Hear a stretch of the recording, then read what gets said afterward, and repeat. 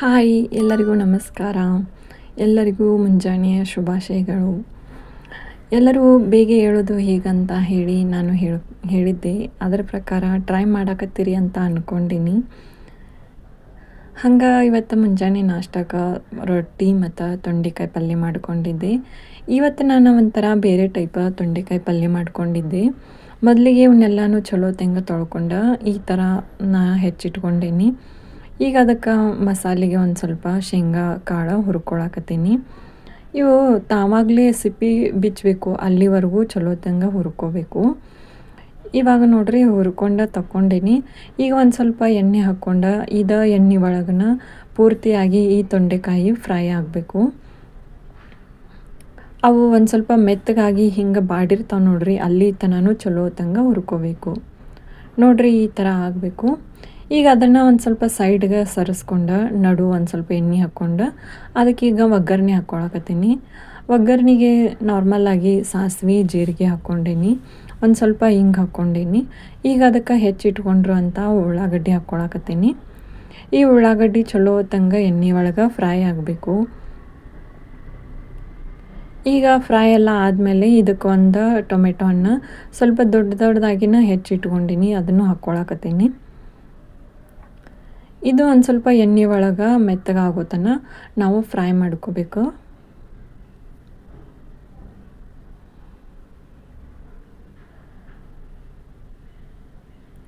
ಈಗ ನೋಡ್ರಿ ಎಲ್ಲ ಫ್ರೈ ಆಗೈತಿ. ಇದಕ್ಕೆ ನಾನು ಒಂದು ಸ್ವಲ್ಪ ಅರಿಶಿನ ಹಾಕ್ಕೊಳಕತ್ತೀನಿ.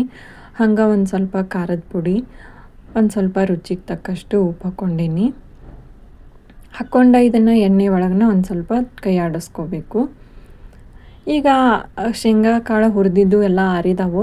ಈಗ ಅದಕ್ಕೆ ಮಿಕ್ಸರ್ಗೆ ನಾನು ಒಂದು ಸ್ವಲ್ಪ ಶುಂಠಿ ಮತ್ತು ಬೆಳ್ಳುಳ್ಳಿ ಹಂಗೆ ಹುರಿದಿಟ್ಕೊಂಡಿರೋಂಥ ಶೇಂಗಾ ಕಾಳು ಹಾಕ್ಕೊಂಡು ಈ ಥರ ಪೌಡ್ರ್ ಮಾಡಿ ಹಾಕ್ಕೊಳಕತ್ತೀನಿ. ಹಂಗೆ ಒಂದು ಸ್ವಲ್ಪ ಒಣ ಕೊಬ್ಬರಿ ಹರಿದಿಟ್ಕೊಂಡಿದ್ದೆ, ಅದನ್ನು ಹಾಕ್ಕೊಂಡೀನಿ. ಈಗ ನೋಡ್ರಿ ಒಂದು ಸ್ವಲ್ಪನೂ ನೀರಿಲ್ದ ಎಣ್ಣೆ ಒಳಗೆ ಫ್ರೈ ಮಾಡಿಕೊಂಡು ಈ ಥರನೂ ನೀವು ಪಲ್ಯ ಮಾಡಿಕೊಂಡು ತಿನ್ಬೋದು. ಭಾಳ ಅಂದ್ರೆ ಭಾಳ ಟೇಸ್ಟಿಯಾಗಿರ್ತೈತಿ. ಒಂದು ಸಲ ಟ್ರೈ ಮಾಡಿರಿ. ಹಂಗೆ ಕೆಲಸ ಎಲ್ಲ ಮಾಡಿದೆ, ಬಾಂಡೆ ತೊಳೆದು ಅರಿವಿ ಒಗೆಯೋದು ದಿನ ಇದ್ದಿದ್ದ ಕೆಲಸ ಎಲ್ಲ ಮುಗಿಸ್ಕೊಂಡು ಈಗ ಒಂದು ಸ್ವಲ್ಪ ಟೈಪಿಂಗ್ ವರ್ಕ್ ಇತ್ತು, ಅದನ್ನ ಒಂದು ಸ್ವಲ್ಪ ಮಾಡ್ಕೊಳಕತ್ತಿದ್ನಿ. ಮನುಷ್ಯ ಜೀವನದಾಗ ಎಷ್ಟು ಕೆಲಸದೊಳಗೆ ಬ್ಯುಸಿ ಇರ್ತಾನೋ ಅಂದ್ರೆ ಮಾಡೋಕ್ಕೆ ಒಂದು ಏನಾದರೂ ಕೆಲಸ ಇರಬೇಕು. ಹಂಗೆ ಪೂರ್ತಿಯಾಗಿ ಬ್ಯುಸಿ ಇರಬೇಕು ಕೆಲಸದೊಳಗೆ. ಯಾಕಂದ್ರೆ ಕೆಲಸ ಇತ್ತಂದ್ರೆ ಮನುಷ್ಯನ ಕಡೆ ಬೇರೆ ಕಡೆ ಎಲ್ಲೂ ಲಕ್ಷ್ಯ ಹೋಗೋದಿಲ್ಲ. ನೀವು ನೋಡಿರಿ, ಕಂಪೇರ್ ಮಾಡಿರಿ, ನೀವು ಕೆಲಸ ಪೂರ್ತಿಯಾಗಿ ಇದ್ದ ದಿನ ಹಂಗೆ ಏನು ಕೆಲಸನೇ ಇಲ್ಲದೆ ಇರೋ ದಿನ ಹೆಂಗೆ ಕಳೀತಾವು ಅನ್ನೋದ್ರ ಬಗ್ಗೆ ಒಂದು ಸಲ ನೀವು ಹಂಗೆ ವಿಚಾರ ಮಾಡಿರಿ. ಅಂದ್ರೆ ಕೆಲಸ ಭಾಳಷ್ಟು ಇರ್ತೈತಲ್ಲ, ಆವತ್ತಿನ ದಿನ ಎಷ್ಟು ನೀವು ಖುಷಿಯಾಗಿರ್ತೀರಿ. ಹಂಗೆ ಕೆಲಸ ಇಲ್ಲದೆ ಇರೋ ದಿನ ಮನಸ್ಸೊಳಗೆ ಏನೋ ಒಂಥರ ಬೇಜಾರು, ಆಲಸ್ಯತನ, ಏನೇನೋ ಮನಸ್ಸಿಗೆ ಬೇಡದೇ ಇರುವಂಥ ವಿಚಾರಗಳು ಹಿಂಗೆ ಬರ್ತಾವೆ. ಅದ್ರ ಸಲುವಾಗಿ ನೀವು ಆದಷ್ಟು ಬ್ಯುಸಿ ಇರೋಕೆ ಟ್ರೈ ಮಾಡಿರಿ.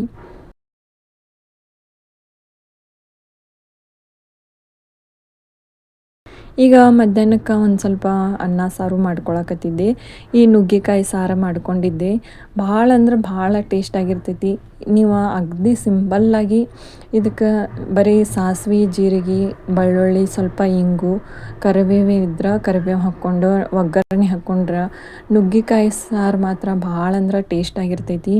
ಇದು ಕಫಕ್ಕೂ ಚಲೋ ಇರ್ತೈತಿ ನೋಡ್ರಿ ನುಗ್ಗೆಕಾಯಿ. ಇದನ್ನು ನೀವು ಅವಾಗವಾಗ ಬಳಸ್ಕೊತ ಇರಬೇಕು. ಹೆಲ್ತಿಗೆ ಭಾಳ ಅಂದ್ರೆ ಭಾಳ ಚಲೋದ. ಇದು ಕಫ ಪಿತ್ತ ಅಂತಾರಲ್ಲ, ಅದಕ್ಕೆ ಇದು ಮದ್ದು ನುಗ್ಗೆಕಾಯಿ. ಹಂಗೆ ಒಂದು ಸ್ವಲ್ಪ ಕಾಯಿಪಲ್ಯ ಎಲ್ಲ ತೊಗೊಂಬಂದಿದ್ದೆ. ಈ ಕೊತ್ತಂಬರಿ ಸೊಪ್ಪನ್ನು ಬಿಡಿಸಿ ಇಟ್ಕೊಳಕತ್ತಿದ್ನಿ. ಈ ಫ್ರಿಡ್ಜ್ ಇಲ್ಲದೆ ಇರೋರು ನೀವು ಈ ಥರ ಬಿಡಿಸ್ಕೊಂಡು ಒಂದು ವಾರದ ತನಕ ಆರಾಮಾಗಿ ನೀವು ಸ್ಟೋರ್ ಮಾಡ್ಕೋಬೋದು ನೋಡ್ರಿ ಕೊತ್ತಂಬರಿ ಸೊಪ್ಪು.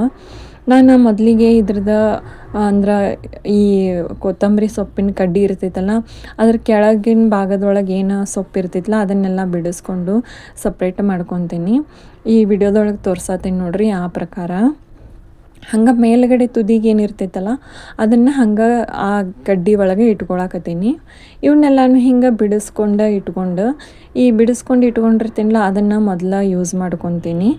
ಈ ಥರ ಏನಿರ್ತೈತಲ್ಲ ಒಂದು ಸ್ವಲ್ಪ ಚರ್ಗೆ ಒಳಗೆ ಅಥವಾ ಒಂದು ಪಾತ್ರೆ ಒಳಗೆ ನೀರು ಹಾಕ್ಕೊಂಡು ಈ ಥರ ನೀವು ಸ್ಟೋರ್ ಮಾಡ್ಕೋಬೋದು.